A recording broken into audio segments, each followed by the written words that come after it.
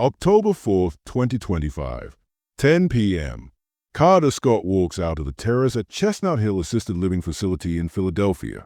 She's 23 years old, 2 weeks into her job as an overnight healthcare worker. A co-worker sees her in the parking lot, phone to her ear, voice rising in frustration. "I can't believe you're calling me about this shit." Kada walks toward a dark vehicle, gets in. The vehicle pulls away.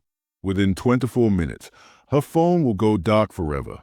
Within 4 minutes after that, she'll be dead, shot execution style in the head. But here's what makes this unbearable. 2 days earlier, Kada texted a man named King, "Kidnap me again." His response? "Better be up too." They made plans to meet that night. And here's what makes this enraging. King had already tried to kill someone. He'd been arrested twice. He'd strangled one woman and kidnapped another at gunpoint. Every single time, the system let him walk free. If this makes you question how we protect domestic violence victims who are too terrified to testify, subscribe, because we don't just tell crime stories. We uncover truth that could save lives. Kada Scott, 23 years old, Penn State graduate with a communications degree, former cheerleader. She competed in her first beauty pageant that summer, Miss Pennsylvania, and loved it, wanted to do it again. She lived with her mother in East Mount Airy. Her father, Kevin Scott, described her as a creative type, intelligent, ambitious, always dreaming bigger. She designed her own clothing brand, was researching how to start her own healthcare business. State Representative Chris Rabb knew her personally. She'd volunteered at his office. At her funeral, he said, "She was trying to give, she wasn't trying to take, but someone took her from us." That's who Kada was. A giver. Someone who cared for elderly residents who needed her. Someone who showed up every day with kindness and dedication. Her father would later say, "She always has her phone with her, normally always charged.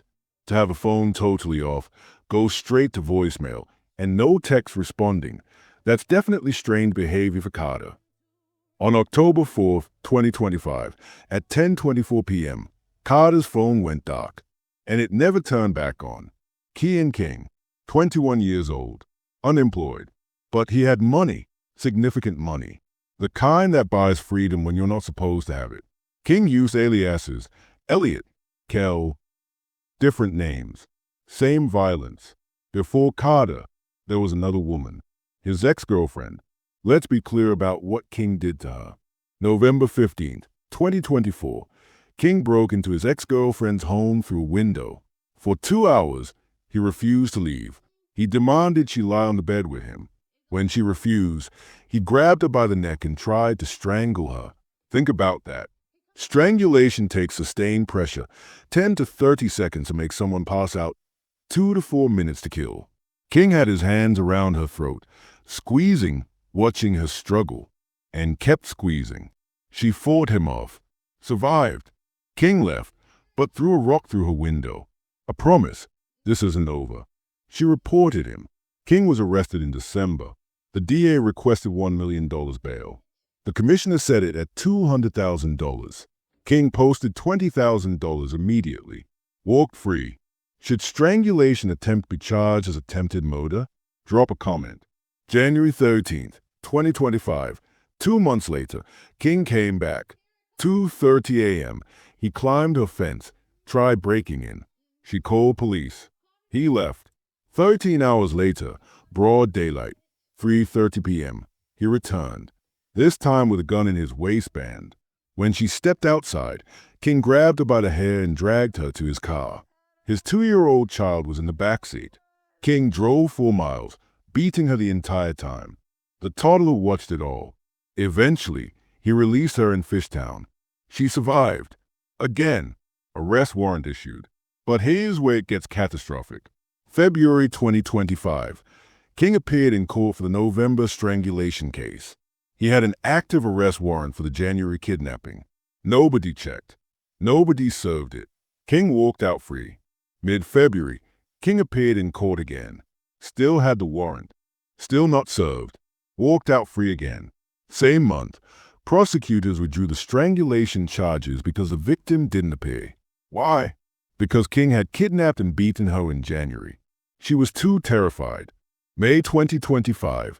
Preliminary hearing for the kidnapping case. Victim didn't appear. Prosecution dropped the charges. DA Krasnoleta admitted, "We could have done better. A sophisticated approach would have been to try it with video evidence."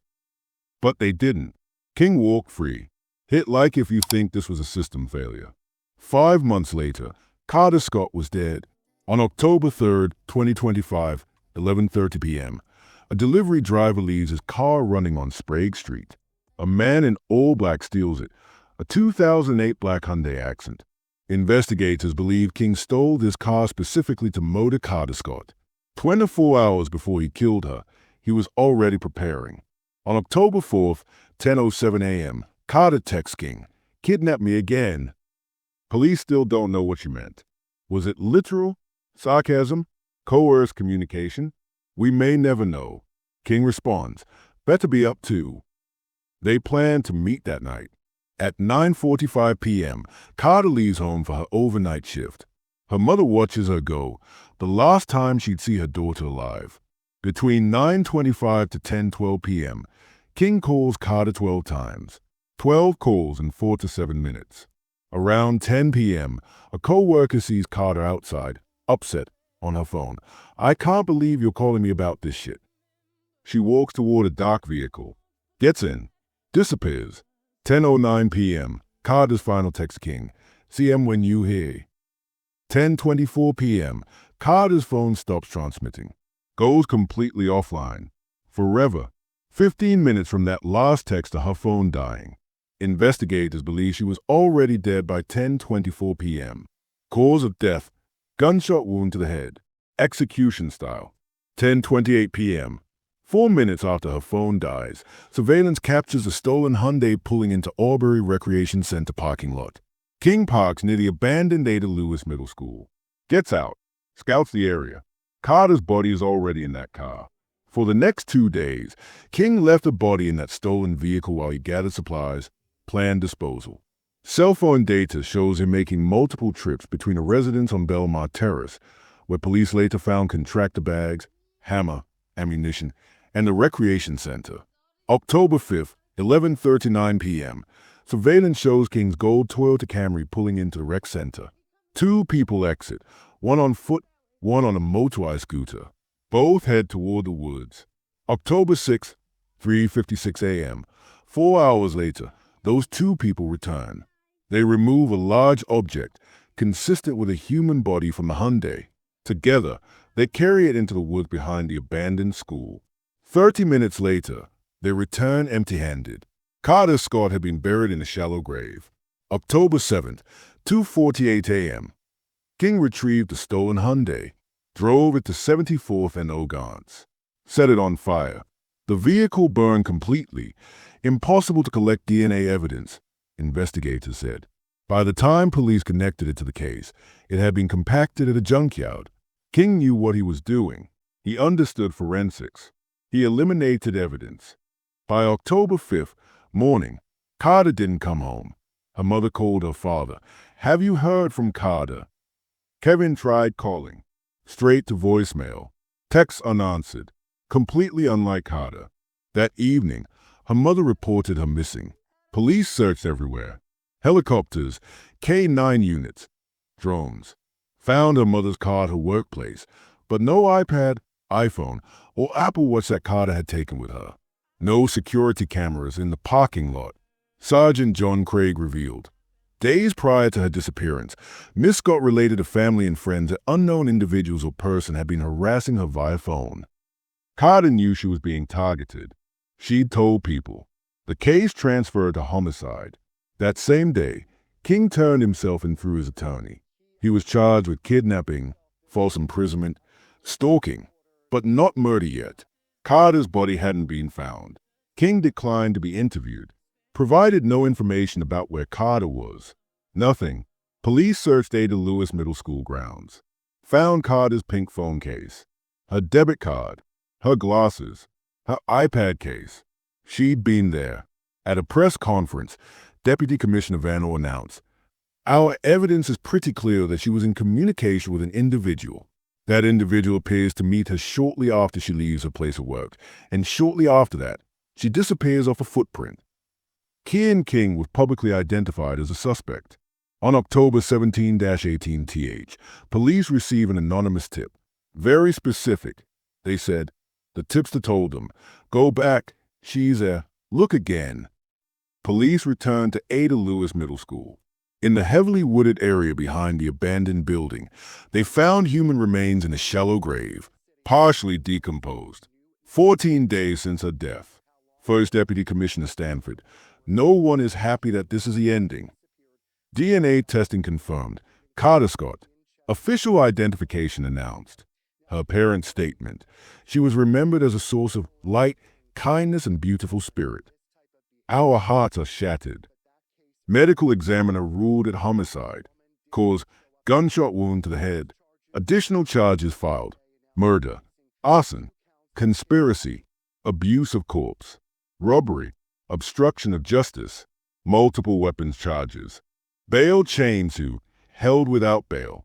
At a community meeting, when murder charges were announced, 200 residents erupted in applause. Commissioner Bethel promised, "We continue to pursue anyone who helped, who concealed, who participated in this act." The accomplice, whoever helped bury Kada, remains unidentified. Let's be clear, Kada Scott's murder was preventable. The timeline of failure. November 2024. King strangles ex-girlfriend. Prosecutors request $1 million bail. Gets $200,000. King posts $20,000. Walks free. January 2025. King kidnaps same woman at gunpoint. Arrest warrant issued. February 2025. King appears in court twice with active warrant. Nobody checks. Walks free twice. February 2025. Strangulation charges withdrawn. Victim too afraid to appear. May 2025. Kidnapping charges dropped. Victim too afraid to appear. October 4th, 2025. King murders Kada Scott. If any one of these had gone differently, Kada would likely be alive. DA Larry Krasner admitted, "We could have done better. There is no doubt that there's a list of people in this office, outside of this office, who made a lot of mistakes. But they had video evidence.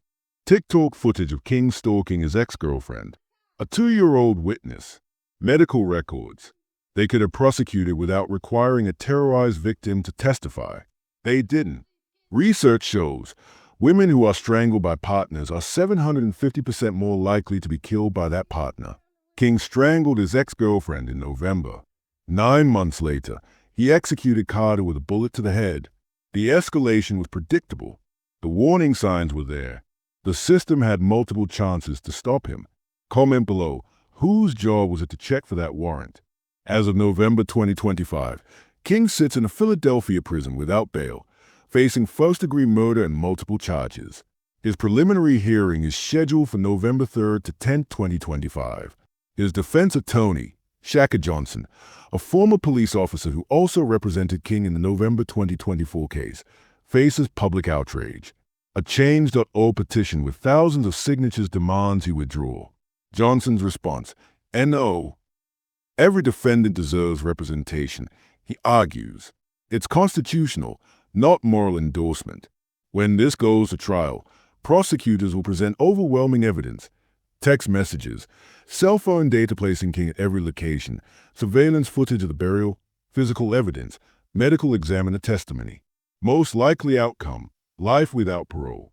King will die in prison a decade from now, having spent his entire adult life behind bars. But no sentence can restore what was taken. October 26, 2025, Kada's funeral. Mount Airy Church of God in Christ. Over 100 people. Kevin Scott sat in front, his oldest daughter now in a casket. Her mother beside him, the daughter who borrowed her car and never came home. State Representative Rabb spoke through tears. She was trying to give, she wasn't trying to take, but someone took her from us. The family statement. Today, we'll say her name. Tomorrow, we'll say her name. And forever, we will say her name. But Kada is gone.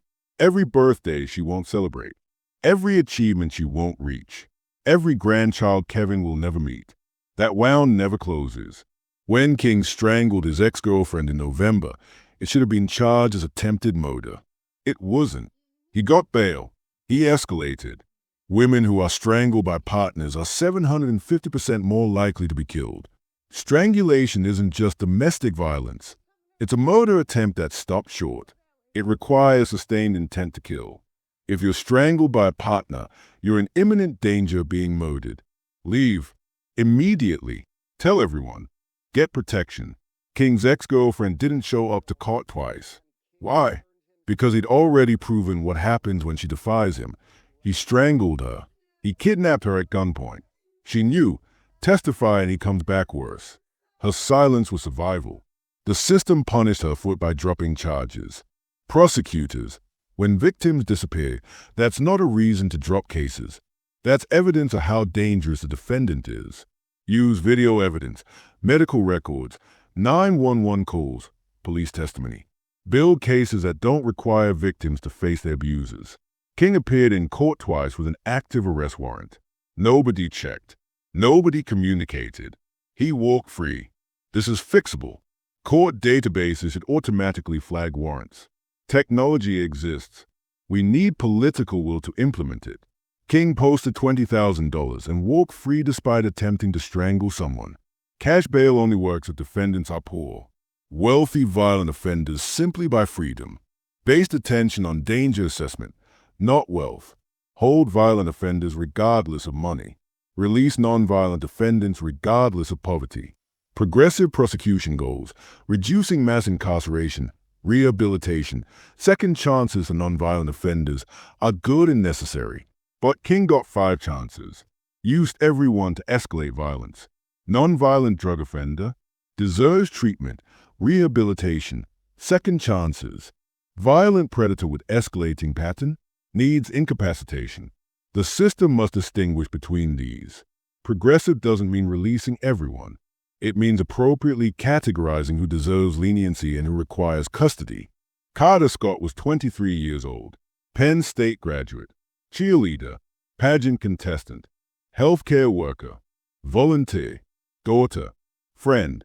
She'll never compete in another pageant, never start that healthcare business, never get married, never have children, never see 24. Kevin Scott will never see his oldest daughter again. Her mother will never watch her succeed. Her sibling lost a sister. Her community lost someone who gave.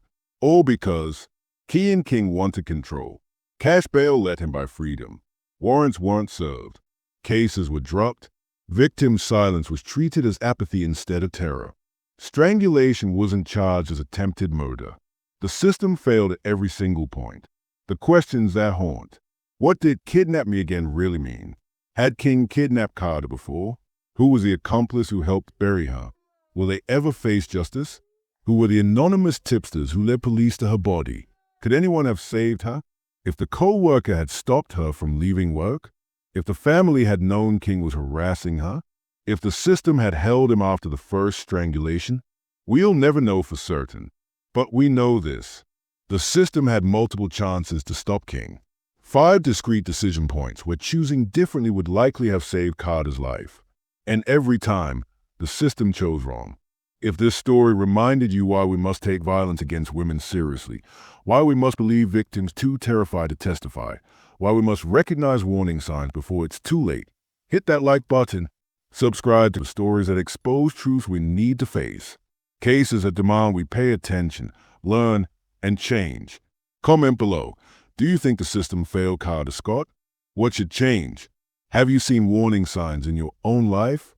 Because Kada Scott's death isn't just a tragedy. It's a preventable failure, and we owe it to her to do better. This is a Conviction Files, where we tell stories that must be told. Kada Scott deserved more than 23 years. She deserved to compete in more pageants. She deserved to start that business.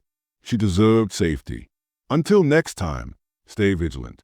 Stay aware. Never forget, Kada Scott was not just a victim. She was a Penn State cheerleader, a pageant contestant, a healthcare worker who cared for elderly residents, a volunteer who wanted to serve, a daughter who always answered the phone, someone who tried to give, not take. Kada Scott mattered. Her story matters. Say her name, Kada Scott.